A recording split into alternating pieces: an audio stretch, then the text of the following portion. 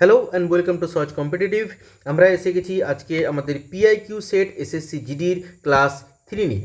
আজকে 2024 সালের সমস্ত জিকে থেকে আসা বা কারেন্ট অ্যাফেয়ার্স থেকে আসা আমরা 20টি গুরুত্বপূর্ণ পিআইকিউ নিয়ে এসেছি, যেগুলো ভালো করে আলোচনা করেছি। চলো ক্লাসটি শুরু করা যাক। পিডিএফটি টেলিগ্রাম থেকে পেয়ে যাবে ফ্রিতে। চলো ক্লাসটি শুরু করা যাক। প্রথম প্রশ্ন, ভারতীয় জাতীয় কংগ্রেসের কোন অধিবেশনে ভারত ছাড়ো এই প্রস্তাবটি পাস করা হয়েছিল? মানে ভারত ছাড়ো যেটি শুরু হয়েছিল 1942 সালে, সেই ভারত ছাড়োর যে প্রস্তাব সেটি কোন অধিবেশনে পাস করা হয়েছিল? করাচি, লাহোর, বোম্বে, কলকাতা। তো তোমরা মনে মনে ভাবো কোনটা উত্তর হবে। উত্তর কী হবে? উত্তর হবে অবশ্যই বোম্বে। এরপর এখানে আরেকটা প্রশ্ন আসে যে বোম্বের কোথায় পেশ হয়েছিল? না, বোম্বের একটা জায়গা আছে, যে একটা ময়দান আছে, যে ময়দানটার নাম হচ্ছে গোয়ালিয়া ট্যাঙ্ক। যে ময়দানটার নাম হচ্ছে গোয়ালিয়া ট্যাঙ্ক। এই গোয়ালিয়া ট্যাঙ্কে এই জাতীয় কংগ্রেসের অধিবেশনে ভারত ছাড়ো আন্দোলনের প্রস্তাবটি পাস হয়েছিল, গোয়ালিয়া ট্যাঙ্ক। আচ্ছা, এখান থেকে কিছু গুরুত্বপূর্ণ জিনিস আমরা জেনে নেব। শুরু হয়েছিল আন্দোলনটি 8ই আগস্ট 1942 সালে। বোম্বেতে অবশ্যই এই প্রস্তাবটি পাস হয়েছিল, আর এটা শুরু করেছিলেন ইন্ডিয়ান ন্যাশনাল কংগ্রেস। মূল নেতৃত্বে কে ছিলেন? মহাত্মা গান্ধী, জওহরলাল নেহরু, আর একজন ছিলেন, সেটা হচ্ছে সর্দার বল্লভভাই প্যাটেল।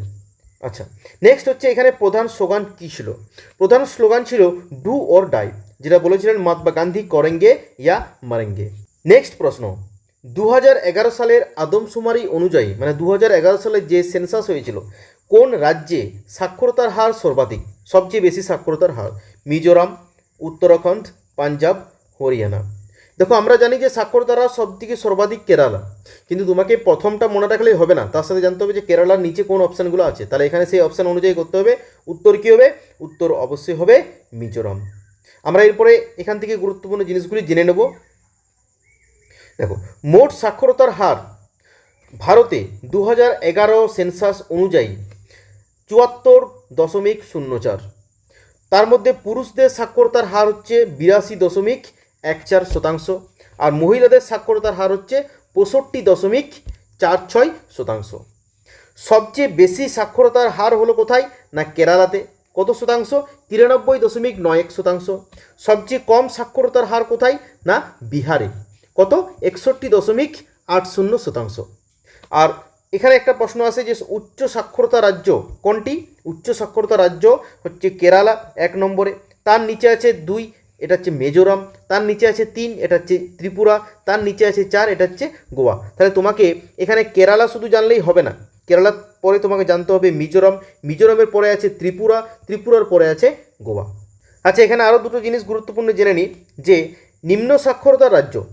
নিম্ন সাক্ষরতার রাজ্যে আমরা জানি বিহার, শুধু বিহার জানলেই হবে না, বিহারের নিচে আছে অরুণাচল প্রদেশ, তারপরে আছে রাজস্থান। মানে সব থেকে কম বিহারে, তারপরে অরুণাচল প্রদেশে, তারপরে রাজস্থানে।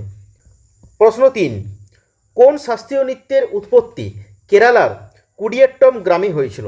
আচ্ছা, এটা উত্তর সবাই তোমরা জানো, অপশানগুলো দেখলেই বুঝতে পারবে যে কুডিয়াট্টম গ্রামে এই নৃত্যটির উৎপত্তি হয়েছিল বলে এর নামই হচ্ছে কুডিয়াট্টম। এখানে আমরা এই আমাদের ভারতে কতগুলো শাস্ত্রীয় নৃত্য আছে এবং কোন রাজ্যে কোন শাস্ত্রীয় নৃত্যটি আছে সেটা আমরা পরের স্লাইডে দেখব। ভেরি ভেরি গুরুত্বপূর্ণ। দেখো, আমাদের ভারতে মোট 8টি প্রধান শাস্ত্রীয় নৃত্য আছে। 8টি কী কী? 8টি হলো ভারতনাট্যম কোন রাজ্যে? তামিলনাড়ু। কত্থক কোন রাজ্যে? উত্তর ভারত, এটা হচ্ছে হয় উত্তর প্রদেশে। কথাকলি কোন রাজ্যে? কেরালা। কেরালাতে কিন্তু দুটো আছে, একটা কথাকলি আর একটা হয় মোহিনীআট্টম। কুচিপুড়ি কোন রাজ্যে? অন্ধ্রপ্রদেশ। নেক্সট, ওডিসি কোন রাজ্যে? উড়িষ্যা। মণিপুরি কোন রাজ্যে? মণিপুর। মোহিনীআট্টম কোন রাজ্যে? কেরালা, একটু আগেই বললাম। আর সাত্রিয়া এটা হচ্ছে আসাম। নেক্সট প্রশ্ন 4, কোন ভূরূপটি সাধারণত নদীর উচ্চ প্রবাহে তৈরি হয়? তো নদীর 3টে অ্যাকচুয়ালি প্রবাহ আছে। একটা এরম করে নদী যদি যায়, এটা হচ্ছে উচ্চ প্রবাহ, এটা হচ্ছে মধ্য প্রবাহ, আর এটা হচ্ছে নিম্ন প্রবাহ। তো এখানে প্রশ্ন করেছে যে উচ্চ প্রবাহে নিচের মধ্যে এই 4টির মধ্যে কোনটি তৈরি হয়? দেখো, প্রথম আছে নদী বাঁক, তারপরে গিরিখাত, তারপরে বন্যভূমি, তারপরে অক্সবো হ্রদ বা অক্সবো লেক। অবশ্যই উচ্চ হলে কোন ভূরূপটি তৈরি হবে? উচ্চ হবে তৈরি হবে গিরিখাত। এরপর কেন গিরিখাত তৈরি হচ্ছে আমরা একটু জেনে নেব। দেখো, উচ্চ প্রবাহে কি হয়, উচ্চ প্রবাহে প্রচুর ক্ষয় হয়। তো প্রচুর ক্ষয় হয় বলে সেখানে যত ধরনের ভূমি থাকে সেটাকে ক্ষয় করার ফলে তৈরি হয় ভি আকৃতির উপত্যকা। আর ভি আকৃতির উপত্যকার সাথেও আরও তৈরি হয় গিরিখাত। আবার তৈরি হয় জলপ্রপাত, যেটাকে ওয়াটারফল বলা হয়। এই মানে স্পিডটা প্রচুর বলে আর এখানে ক্ষয়টা প্রচুর হয় বলে জলপ্রপাত তৈরি হয়। আর তৈরি হয় ইন্টারলকিং স্পার। এখানে আরও কিছু গুরুত্বপূর্ণ পয়েন্ট আছে। এখানে ক্ষয় বেশি হয় উচ্চ প্রবাহে। আর পরিবহন মানে কি, ট্রান্সপোর্টেশন, মানে ধরো সেখানে যে ছোট ছোট নুড়ি আছে, ছোট ছোট জিনিসপত্র যেগুলো আছে নদী প্রবাহে, সেইগুলোকে সব থেকে বেশি পরিবহন করা হয় মধ্য প্রবাহ, ঠিক আছে। আর সঞ্চয় সব থেকে বেশি হয় ওই যে নুড়িগুলো পরিবহন করা হচ্ছে এক জায়গা থেকে অন্য জায়গায়, সেগুলো সঞ্চিত সব থেকে বেশি হয় নিম্ন প্রবাহে। আচ্ছা, এরপরে নদীর গতি ধীরে ধীরে কমতে থাকে। 5, বিজ্ঞান ক্ষেত্রে আইনস্টাইনের সবচেয়ে গুরুত্বপূর্ণ অবদান কোনটি? সাপেক্ষতার সূত্র, আপেক্ষিকতার সূত্র, গতিসূত্র, তড়িৎ চৌম্বকত্বের সূত্র। তোমরা এটা সবাই জানো যে আইনস্টাইনের সব থেকে গুরুত্বপূর্ণ সূত্র যেটা হলো কি, সেটা হচ্ছে আপেক্ষিকতার সূত্র, যেটাকে ইংলিশে বলা হয় ল অফ রিলেটিভিটি। আচ্ছা, এরপর আমরা এখান থেকে গুরুত্বপূর্ণ কিছু জিনিস জানবো যে প্রধান অবদান কি আইনস্টাইনের। প্রধান অবদান হচ্ছে থিওরি অফ রিলেটিভিটি। এটা সমীকরণটা কি, সমীকরণটা হলো E is equal to MC square. এখানে ই সমান কি, ই সমান হচ্ছে এনার্জি। এখানে এম সমান কি, এম সমান হচ্ছে বস্তুটির ভর। এখানে সি সমান কি, এখানে সি সমান হচ্ছে স্পিড অফ লাইট। আচ্ছা, এরপরে এখানে আমাদেরকে একটা প্রশ্ন আসে যে আইনস্টাইন কোন ক্ষেত্রের জন্য বা কোন বিষয়ের জন্য নোবেল প্রাইজ পেয়েছিলেন। এটা অনেকেই ভুল করে, অনেকে ভাবে যে আইনস্টাইন এই যে আপেক্ষিকতার সূত্রটা দিয়েছিলেন বলে আইনস্টাইন নোবেল প্রাইজ পেয়েছিলেন 1921 সালে। 1921 সালে আইনস্টাইন নোবেল পুরস্কার পেয়েছিলেন, কিন্তু না, আইনস্টাইন নোবেল পুরস্কার পেয়েছিলেন এইটার জন্য নয়, অন্য একটার জন্য। সেটা কি, সেটা হচ্ছে যে ফটো ইলেকট্রিক ইফেক্টের জন্য, যেটাকে বলা হয় আলোক তড়িৎ প্রভাব। এটা কিন্তু তোমরা ভিভিআই করো, এটা অনেক ছেলে ভুল করে, এটা কিন্তু ভিভিআই। আইনস্টাইন কিন্তু থিওরি অফ রিলেটিভিটির জন্য নোবেল পুরস্কার পায়নি।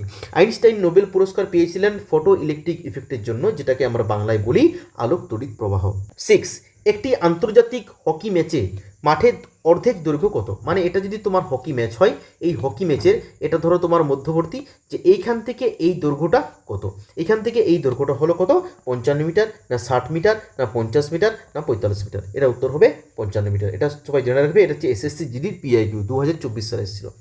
সবুজ বিপ্লবের সময় কোন নতুন কৃষি পদ্ধতিটি চালু হয়েছিল? আমরা জানি সবুজ বিপ্লব চালু হয়েছিল কত সালে, 1960-এর দশকে।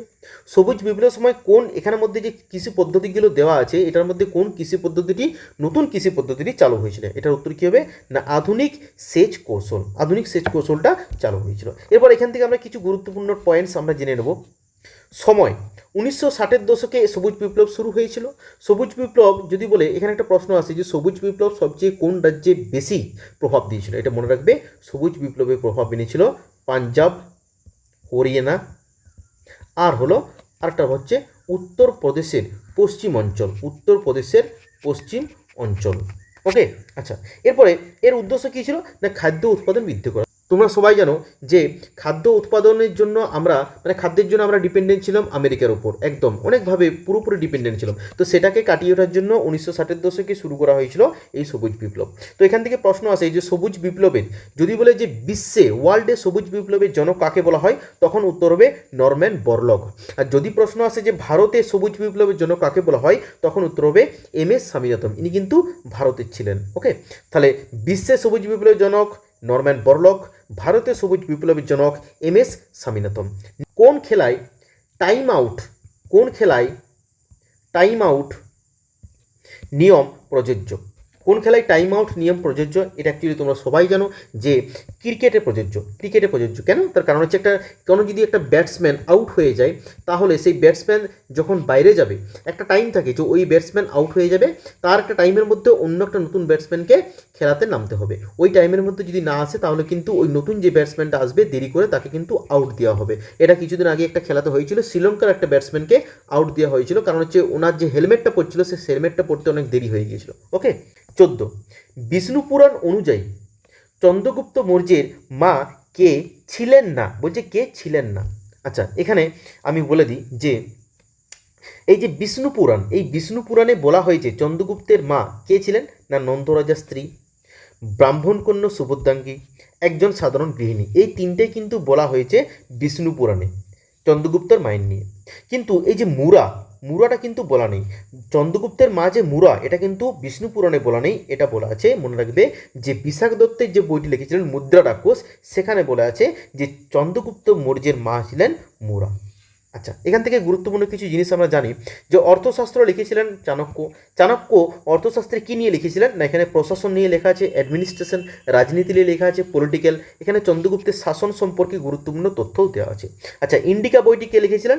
মেগাস্থিনিস। আচ্ছা, এরপরে এই ইন্ডিকা বইয়ে কী নিয়ে লেখা আছে না, মগধ সাম্রাজ্য এবং সমাজ জীবনের বিবরণ নিয়ে। আর মুদ্রা রাক্ষস, যেখানে বলা আছে যে চন্দ্রগুপ্ত মৌর্যের মা হলেন মুরা, সেই বইটা লিখেছিলেন বিশাখ দত্ত।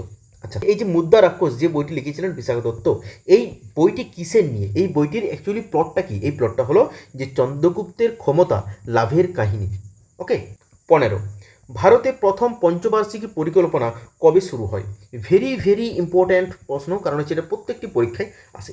তো মনে রাখবে, ভারতে প্রথম পঞ্চবার্ষিকী পরিকল্পনা শুরু হয় 1951 সালে। এরপরে পঞ্চবার্ষিকী থেকে যেহেতু অনেক প্রশ্ন আসে, আমি কিছু জিনিস দিয়েছি, এটা আলাদা আমি একটা ভিডিও করে দেবো যে পঞ্চবার্ষিকী পরিকল্পনা নিয়ে কী কী প্রশ্ন আসতে পারে। দেখো, ভারতে পঞ্চবার্ষিকী পরিকল্পনা শুরু হয়েছিল 1951 সালে। এরপর এই যে পঞ্চবার্ষিকী পরিকল্পনা, এই পরিকল্পনাটা কোন দেশ থেকে ইন্সপায়ার হয়ে নিয়েছিল আমাদের ভারত? না, সোভিয়েত ইউনিয়ন। তখন নাম ছিল USSR। তো সোভিয়েত ইউনিয়ন, যেটার নাম হচ্ছে এখন রাশিয়া, যে দেশটির নাম সোভিয়েত ইউনিয়ন মডেল। তো এই যে পঞ্চবার্ষিকী পরিকল্পনাটা শুরু করা হলো, মানে 5 বছর পর পর একটা প্ল্যান আসবে, পরিকল্পনা করা হবে। তো এই পঞ্চবার্ষিকী পরিকল্পনাটাকে সম্পূর্ণভাবে সুষ্ঠুভাবে পর্যালোচনা করার জন্য একটা বডি তৈরি করা হয়েছিল। সেই বডিটার নাম কি? Planning commission. সেই বডিটার নাম হচ্ছে প্ল্যানিং কমিশন। বর্তমানে এই প্ল্যানিং কমিশনটাকে কিন্তু এখন বন্ধ করে দিয়েছে, তার জায়গায় নতুন একটা বডি নিয়ে এসছে, যেটার নাম হচ্ছে নীতি আয়োগ। কবে বন্ধ করেছে? না, 2015 সালে। 2015 সালে সেটাকে বন্ধ করে একটা নতুন বডি এনেছে, যেটার নাম হচ্ছে নীতি আয়োগ। ভারতের অ্যাটর্নি জেনারেল কাকে আইনগত পরামর্শ দেন? মানে ভারতের যে অ্যাটর্নি জেনারেল আছেন, ওই অ্যাটর্নি জেনারেল নিচের মধ্যে কাকে আইনগত পরামর্শ দেন? রাজ্যের রাজ্যপাল, নাকি ভারতের প্রধান বিচারপতি, নাকি কেন্দ্রীয় সরকার, নাকি রাজ্যের মুখ্যমন্ত্রী? এটা অবশ্যই উত্তর হবে যে কেন্দ্রীয় সরকার। কেন? তার কারণ হচ্ছে অ্যাটর্নি জেনারেল মানে কি? অ্যাটর্নি জেনারেল মানে হচ্ছে যে আমাদের যে কেন্দ্রীয় সরকার আছে আমাদের দেশের, ভারতের, সেই কেন্দ্রীয় সরকার ধরো কোনো একটা স্টেটের সাথে বা কোনো একটা ব্যক্তির সাথে যদি আইনগত কোনো লড়াই লড়তে চায়, তাহলে কেন্দ্রীয় সরকারের পক্ষ থেকে কোন উকিল দাঁড়াবে? সেটা হচ্ছে অ্যাটর্নি জেনারেল। তাহলে অ্যাটর্নি জেনারেল অ্যাকচুয়ালি কি না, অ্যাটর্নি জেনারেল হলো যে সরকারের উকিল। ওকে, তাহলে এটাকে বলা হয় অ্যাটর্নি জেনারেল। এইরকমই যে ধরো কোনো একটা রাজ্য, ধরো এই একটা রাজ্য অন্য একটা রাজ্যের সাথে ঝামেলায় জড়িয়ে পড়লো, তাহলে এই রাজ্যের হয়ে তো একজন উকিল লড়বে আইনি কেসে। তাহলে এই রাজ্যের হয়ে, যেমন একটা দেশের হয়ে যদি আইনি লড়াই কেউ লড়ে, তাহলে সেটাকে বলা হয় অ্যাটর্নি জেনারেল। সেইরকমই একটা রাজ্যের যদি আইনি লড়াই কেউ লড়ে, সেইটাকে বলা হয় অ্যাডভোকেট জেনারেল। সেটাকে বলা হয় অ্যাডভোকেট জেনারেল। এরপর এখান থেকে কিছু আর্টিকেলের প্রশ্ন আসে। এই অ্যাটর্নি জেনারেল থেকে আর্টিকেলের কিছু প্রশ্ন আসে, যেমন অ্যাটর্নি জেনারেল কততম অনুচ্ছেদে বলা আছে? না, আমাদের সংবিধানের 76 অনুচ্ছেদে এই অ্যাটর্নি জেনারেল নিয়ে বলা আছে। একটা প্রশ্ন আছে যে অ্যাটর্নি জেনারেলকে কে নিয়োগ করেন? না, অ্যাটর্নি জেনারেলকে নিয়োগ করেন আমাদের ভারতের রাষ্ট্রপতি। আর অ্যাটর্নি জেনারেল হতে গেলে একটা যোগ্যতা থাকতে হবে, সেটা কি না, সুপ্রিম কোর্টের বিচারপতি হওয়ার যোগ্যতা থাকতে হবে। মানে সুপ্রিম কোর্টের বিচারপতি হতে গেলে যেসব যোগ্যতাগুলো দরকার, সেই যোগ্যতাগুলো যদি একজন ব্যক্তি থাকে, তাহলে সে কিন্তু অ্যাটর্নি জেনারেল হতে পারবেন। আচ্ছা, এরপরে অ্যাটর্নি জেনারেলের দায়িত্ব কি হয়? প্রধান দায়িত্ব কি হয়? না, প্রধান দায়িত্ব হচ্ছে আমাদের ভারতের যে কেন্দ্রীয় সরকার থাকে, সেই সরকারকে আইনি পরামর্শ দেয়। সুপ্রিম কোর্ট অফ ইন্ডিয়া সরকারের পক্ষে মামলা লড়া, মানে সুপ্রিম কোর্ট অফ ইন্ডিয়াতে আমাদের সরকারের হয়ে, কেন্দ্রীয় সরকারের হয়ে মামলা লড়া, যেটা আমি তোমাকে একটু আগেই বললাম। গুরুত্বপূর্ণ আইনি বিষয়ে মতামত প্রদান। আচ্ছা, ক্ষমতা আর অধিকার কি? এই অ্যাটর্নি জেনারেলের ক্ষমতা আর অধিকার কি? দেখো, অ্যাটর্নি জেনারেল কিন্তু আমাদের যে সংসদের উভয় কক্ষ আছে, আমাদের সংসদে কোটা কক্ষ, এটা হচ্ছে লোকসভা আর একটা হচ্ছে রাজ্যসভা। এই লোকসভাকে কি বলা হয়? লোকসভাকে বলা হয় নিম্নকক্ষ, আর রাজ্যসভাকে বলা হয় উচ্চকক্ষ। এই লোকসভার যারা সদস্য হয় তাদেরকে কি বলা হয়?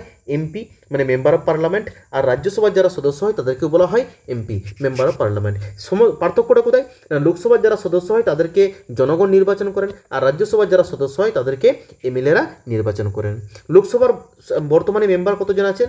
543, 543 জন, আগে ছিল 545, কিন্তু দুজনকে বাদ দেওয়া হয়েছে কেন? কারণ হচ্ছে দুজন যে অ্যাংলো ইন্ডিয়ান ইঙ্গো ভারতীয়দেরকে দেওয়া হতো, সেই দুজনকে এখন বাদ দিয়ে দেওয়া হয়েছে। রাজ্যসভার বর্তমানে মেম্বার কত? 250। আচ্ছা, এরপরে ব্যাপার হচ্ছে কি না, এই যে অ্যাটর্নি জেনারেল তিনি কিন্তু এই যে লোকসভা আর রাজ্যসভা দুটো কক্ষে কিন্তু কথা বলতে পারে, কিন্তু যদি ধরো একটা নতুন বিল নিয়ে আসবে, একটা নতুন বিল আনবে আমাদের সরকার, তাহলে সেই বিলটা যখন নিয়ে আসবে, সেই বিলটা কিন্তু লোকসভা আর রাজ্যসভাতে ভোট হয়, ভোট হওয়ার পরে লোকসভায় পাস হবে, তারপরে রাজ্যসভায় যাবে, তারপরে প্রেসিডেন্টের কাছে যাবে, প্রেসিডেন্ট যদি সেটাতে সই করে দেয় তাহলে সেই বিলটা কিসে পরিণত হবে? অ্যাক্টে। তো ব্যাপার হচ্ছে যখন এই আমাদের অ্যাটর্নি জেনারেল যে কোনো একটা কক্ষে উপস্থিত থাকবে, সে কিন্তু ওই বিলটা নিয়ে কথা বলতে পারবে, কিন্তু ওই বিলটা যখন ভোট হবে তখন কিন্তু কোনো রকম ভোট দিতে পারবে না। আচ্ছা, এখানে আরেকটা প্রশ্ন আছে যে আমাদের ভারতের সর্বোচ্চ আইন কর্মকর্তা কে, বা highest law officer in India কে? তিনি হলেন আমাদের অ্যাটর্নি জেনারেল। 2024 সালে কৃষকদের আয় বৃদ্ধির জন্য কোন প্রকল্প অনুমোদন করা হয়েছিল?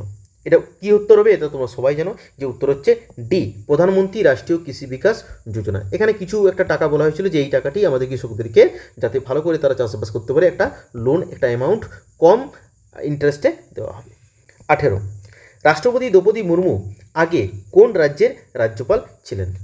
উত্তরপ্রদেশ, নাকি উড়িষ্যা, নাকি আসাম, নাকি ঝাড়খণ্ড? উত্তর কী হবে? উত্তর অবশ্যই হবে ঝাড়খণ্ড। তো তিনি রাষ্ট্রপতি হওয়ার আগে ঝাড়খণ্ডের রাজ্যপাল ছিলেন। 2011 সালের জনশুমারি অনুযায়ী পুরুষ ও নারীর সাক্ষরতার পার্থক্য সবচেয়ে কোন রাজ্যে বেশি? মানে পুরুষ আর মহিলার যে সাক্ষরতার পার্থক্যটা, মানে মাঝে যে গ্যাপটা, সেটা কোন রাজ্যে সব থেকে বেশি? ঝাড়খণ্ড, নাকি রাজস্থান, নাকি বিহার, নাকি মধ্যপ্রদেশ? এটা ভেরি ভেরি ইম্পর্টেন্ট কোয়েশ্চেন। এটা সিজিএল এসেছিল, সিজিএল 2025 প্রিলিমস এটা এসেছিল, ওই জন্য আমি প্রশ্নটি দিয়েছি। এটা উত্তর হবে রাজস্থান। এটা ভালো করে মনে রাখবে যে রাজস্থানে মেল আর ফিমেলের একটা যে গ্যাপ আছে, মেল আর ফিমেলের একটা যে গ্যাপ আছে, এই মধ্যবর্তী গ্যাপটা কিন্তু অনেক বেশি, সাক্ষরতার যে পার্থক্যটা। ওকে, এখান থেকে কিছু গুরুত্বপূর্ণ জিনিস আমরা জেনে নেব যে সেক্স রেশিও মানে কি? সেক্স রেশিও মানে হচ্ছে যে প্রতি 1000 জন পুরুষে কতজন নারী আছে, মানে 1000 জন পুরুষকে গণনা করলে কতজন নারী দেখা যাবে, সেটা হচ্ছে সেক্স রেশিও। আচ্ছা, এরপরে ভারতের সেক্স রেশিও কত ছিল 2011 সালে যখন সেন্সাস হয়েছিল? না, 2011 সালে ভারতের সেক্স রেশিও ছিল 943, 943 জন প্রতি 1000 পুরুষে। আর 2001 সালে কত ছিল? 933 জন। তার মানে বুঝতে পারছো যে এটা বৃদ্ধি পেয়েছে। এটা অনেক সময় প্রশ্ন আসে যে 2011 সাল থেকে 2001 সালের তুলনায় 2011 সালে কি আমাদের যেটা সেক্স রেশিও সেটা কি বেড়েছে, না কমেছে, না কি থেকেছে, না কোনো পরিবর্তন হয়নি? এরকম একটা প্রশ্ন আসে। তাহলে কি বুঝলে? বৃদ্ধি পেয়েছে। আচ্ছা, এরপরে সর্বাধিক কোথায় সেক্স রেশিও সবচেয়ে বেশি হচ্ছে? আমাদের কেরালাতে। কত? না, 1084 জন। মানে তুমি যদি 1000টি পুরুষ দেখো, তাহলে সে 1000টি পুরুষে 1084টি মহিলা আছে। আর সবচেয়ে কম কোথায়? হরিয়ানাতে, 879টি। আচ্ছা, এরপর একটা প্রশ্ন আছে যে চাইল্ড সেক্স রেশিও কি? না, চাইল্ড সেক্স রেশিও হচ্ছে 0 to 6 ইয়ার্স, 0 to 6 ইয়ার্স। ওকে, তাহলে এটা প্রশ্ন আসে যদি যে 2011 সালে আমাদের চাইল্ড সেক্স রেশিও কত ছিল? না, 919 জন। ওকে, নেক্সট দেখো 20 নম্বর প্রশ্ন, লাস্ট, একদমই চলে এসেছি আমরা শেষের দিকে, এটাই শেষ। অর্থবিল কততম অনুচ্ছেদে বলা আছে? মানে অর্থবিল আমাদের সংবিধানের নিচের মধ্যে কততম অনুচ্ছেদে বলা আছে? 105, নাকি 108, নাকি 110, নাকি 111? এটা কত হবে? এটা উত্তর হবে 110। 110তম অনুচ্ছেদে আমাদের অর্থবিল নিয়ে সব কিছু বলা আছে। 111তমতে কী বলা আছে? না, 111তমতে বলা আছে যে এই যে অর্থবিল, এই অর্থবিলে রাষ্ট্রপতির সম্মতি, অর্থবিলে রাষ্ট্রপতির সম্মতি নিয়ে বলা আছে 111তে। 108-এ কী বলা আছে? 108-এ বলা আছে আমাদের সংসদের যৌথ অধিবেশন, সংসদের যৌথ অধিবেশন। এটা মানে কি? এটা মানে ধরো আমাদের দুটো সভা আছে, সংসদের লোকসভা আর রাজ্যসভা। এরপর ধরো লোকসভাতে একটা বিল পাস হলো, সেই বিলটা লোকসভায় পাস হওয়ার পরে যাবে রাজ্যসভাতে। এবার ধরো রাজ্যসভাতে সেই বিলটা পাস হলো না, তাহলে কী হবে? তখন আবার সেই লোকসভা ওই বিলটিকে আবার পেশ করবে। তাহলে এই যে একটা বিল নিয়ে লোকসভা রাজ্যসভার মধ্যে ঝামেলা চলছে, তখন সেই ঝামেলাটাকে মেটানোর জন্য রাষ্ট্রপতি কী করবে? রাষ্ট্রপতি একটা যৌথ অধিবেশন ডাকবে, যে অধিবেশনে লোকসভা আর রাজ্যসভা দুজনকারই মেম্বার উপস্থিত থাকবে। তারপরে ওই বিলটি যাতে দুজনকার সম্মতিতে পেশ হয়, তার জন্য একটা যৌথ অধিবেশন ডাকা হয়। এই যৌথ অধিবেশনটা অবশ্যই ডাকে রাষ্ট্রপতি। আচ্ছা, এরপরে অর্থবিল নিয়ে কিছু জিনিস আমরা জানবো। দেখো, অর্থবিল বলা আছে 110তম অনুচ্ছেদে। অর্থবিল নিয়ে একটা প্রশ্ন আছে যে আমাদের যে দুটো সভা আছে, লোকসভা আর রাজ্যসভা, তো অর্থ বিল দুটো সভাতেই কি পেশ করা যায়? লোকসভাতেও পেশ করা যায়, রাজ্যসভাতে পেশ করা যায়, নাকি কোনটাতে পেশ করা যায়? তো এটার উত্তর হয় অর্থ বিল শুধুমাত্র লোকসভাতে পেশ করা যায়, রাজ্যসভাতে পেশ করা যায় না। আবার একটা গুরুত্বপূর্ণ জিনিস হচ্ছে অর্থ বিল, এটাকে ইংলিশে বলা হয় মানি বিল। এই অর্থ বিল পেশ করতে পারে শুধুমাত্র মন্ত্রীরা, শুধুমাত্র মন্ত্রীরা। অর্থ বিল কিন্তু কোনো সদস্য, কোনো ধরো একটা এমপি, ধরো আমাদের এখানে আমি কোনো একটা এমপির নাম নিচ্ছি না, ধরো কোনো একটা এমপি আছে, ওই এমপিটা কিন্তু কোনো মন্ত্রী নয়, তাহলে এমপিটা যদি মন্ত্রী না হয় তাহলে কিন্তু সে মানি বিল বা অর্থ বিল পেশ করতে পারবে না। মন্ত্রী যদি হয় তাহলে কিন্তু মানি বিল পেশ করতে পারবে। আর একটা হচ্ছে এই যে ধরো লোকসভাতে অর্থ বিলটা পেশ হয়ে গেল, পেশ হয়ে যাওয়ার পরে যাবে রাজ্যসভাতে। এখানে একটা কথা বলা আছে আমাদের সংবিধানে যে রাজ্যসভাতে যখন ওই অর্থ বিলটি যাবে, রাজ্যসভার কাছে কিন্তু 14 দিন সময় থাকে ওই অর্থ বিলটিকে পাস করে দেওয়ার। সে কিন্তু অর্থ বিলটাকে ক্যান্সেল করতে পারবে না, ওর কাছে বলাই আছে যে অর্থ বিলটাকে ওকে 14 দিনের মধ্যে পাস করতে হবে। এবার তুমি প্রশ্ন করবে যে যদি 14 দিনের মধ্যে পেশ না করে রাজ্যসভা তাহলে কী হবে? তাহলে অটোমেটিক্যালি ওটা কিন্তু পেশ হয়ে যাবে। ওকে, তাহলে রাজ্যসভার কাছে কিন্তু কোনো পাওয়ার নেই যে অর্থ বিলকে ক্যান্সেল করে দেবে। অর্থ বিলে সর্বোচ্চ সম্মতি কার দরকার? এটা মনে রাখবে যে এই যে লোকসভা, এই লোকসভার যে প্রধান তাকে কি বলা হয়? লোকসভার প্রধানকে বলা হয় স্পিকার, যেটা বাংলাতে বলা হয় অধ্যক্ষ, যেটা বাংলাতে বলা হয় অধ্যক্ষ। তো এই অর্থ বিলে সর্বোচ্চ সম্মতি থাকতে হবে অধ্যক্ষের। আর যেটা অর্থ বিল হয়, অর্থ বিলের পিছনে এই অধ্যক্ষের কিন্তু একটা স্ট্যাম্প দেওয়া থাকে। ওকে, অনেক কিছু আমরা জানলাম, পলিটির কাছে আরও অনেক কিছু পড়বো। Thank you. তোমরা এই পিডিএফটি আমাদের টেলিগ্রাম চ্যানেল থেকে ডাউনলোড করে নাও। আর এইটা থেকে কিন্তু আমার এই টেলিগ্রাম চ্যানেলে প্রত্যেক দিন ফ্রিতে এমসিকিউ প্র্যাকটিস করানো হয়। আমাদের চ্যানেলটি ভালো লাগলে সাবস্ক্রাইব করো, শেয়ার করো অ্যান্ড কমেন্ট করো। Thank you.